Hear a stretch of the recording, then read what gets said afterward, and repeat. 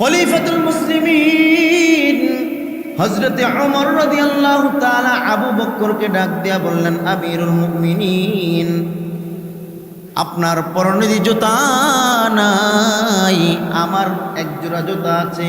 এই পাথরের রাস্তা দিয়ে আপনি হাঁটতে পারবেন না, আমার এক জোড়া জুতা আছে, এই জুতাগুলো আপনি নিয়ে নেন। এই জুতাগুলো পরে আপনি রাস্তার মধ্যে হাঁটাচলা করেন।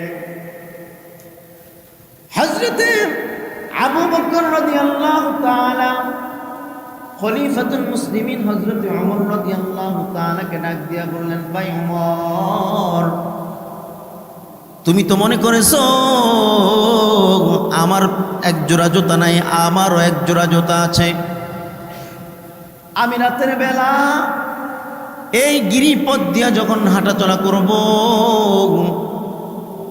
মদিনার জমিনে, মক্কার জমিনে অনেক মানুষ ঘুমাইয়া রয়েছে।